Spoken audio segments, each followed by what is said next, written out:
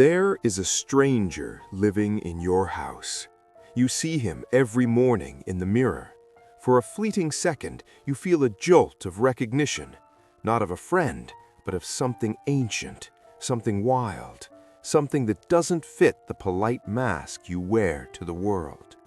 You tell yourself that you are a good person. You tell yourself you are rational and kind.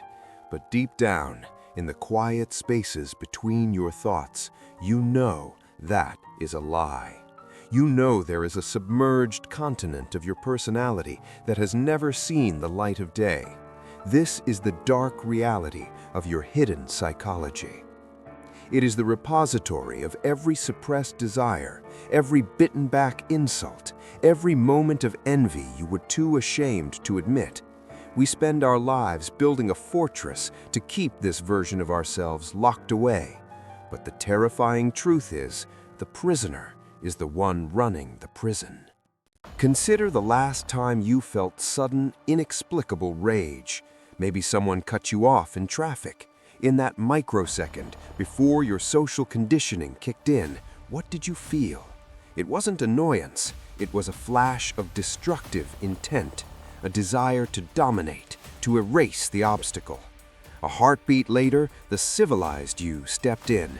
You smiled. You let it go. But where did that energy go? Physics tells us energy cannot be destroyed, only transferred.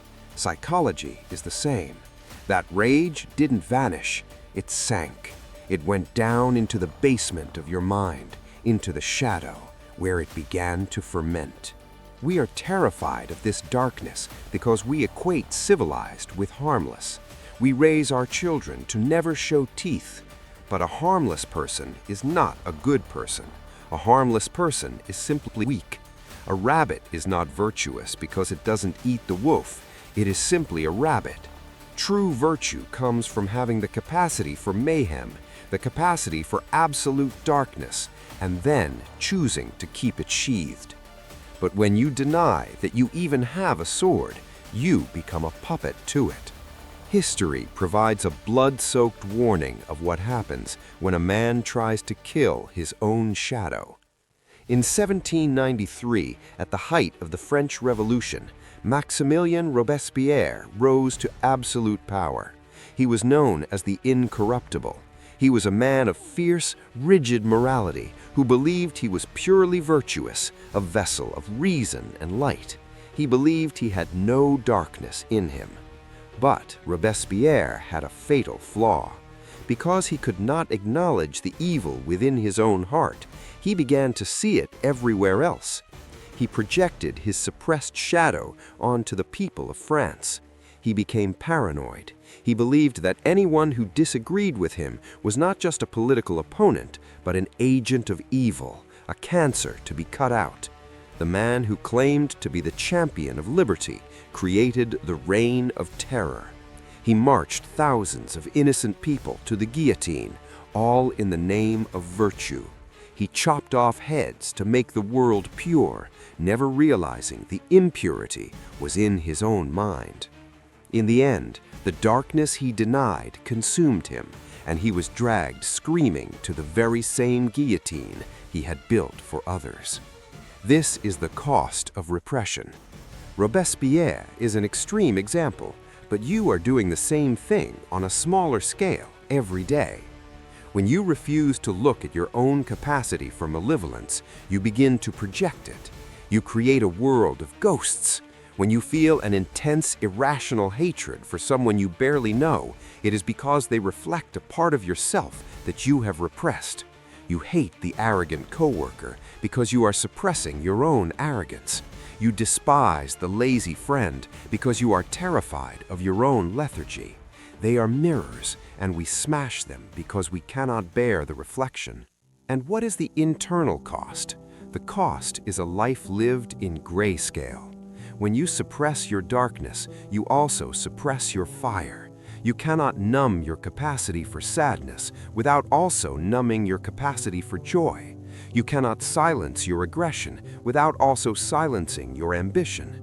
The nice person, the one who has buried their shadow, often feels nothing. They move through life on autopilot, smiling at the right times, but their eyes are dead. They have sacrificed their vitality on the altar of safety. Deep down, the primal animal inside you hates the cage you have built. It wants friction, it wants a challenge, and if you don't give it a constructive outlet, a battle to fight, it will turn that aggression inward. This is the source of self-sabotage. It is why you procrastinate. It is why you ruin relationships. It is your own hidden psychology rioting against a life that is too small, too safe, and too fake. So how do we stop the bleeding? How do we avoid the fate of Robespierre? The answer is not to fix yourself, it is to integrate yourself. Carl Jung called this individuation. It is the terrifying process of walking down into that basement, unlocking the cell, and looking the monster in the eye. It means admitting, yes, I have the capacity to be cruel. I have the capacity to be selfish. In that admission, paradoxically, you find your morality.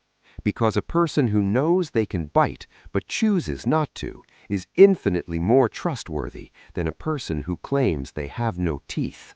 When you integrate your shadow, something incredible happens. That dark energy suddenly becomes fuel.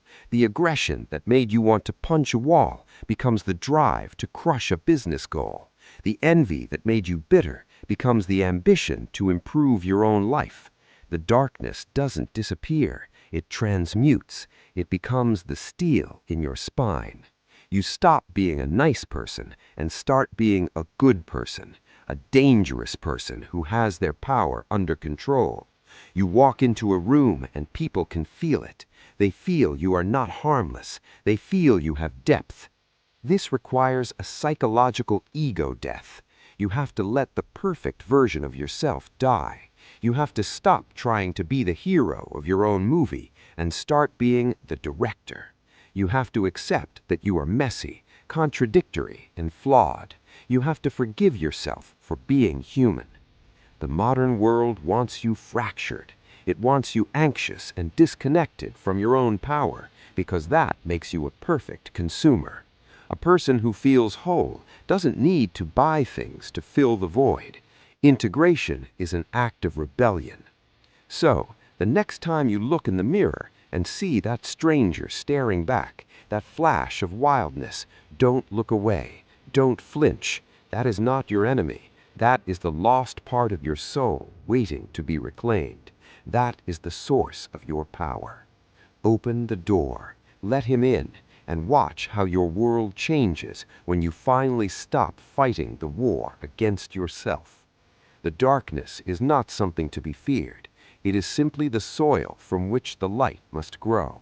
You cannot have a tree that touches heaven unless its roots reach down into hell. Stop running, turn around, and embrace the reality of who you are. If you are ready to stop hiding and start integrating the dark truths of your own mind, you belong here. Subscribe to the Mind Supremacy Codex. We don't offer you comfort, we offer you the tools to become whole. Join us and let's face the dark together.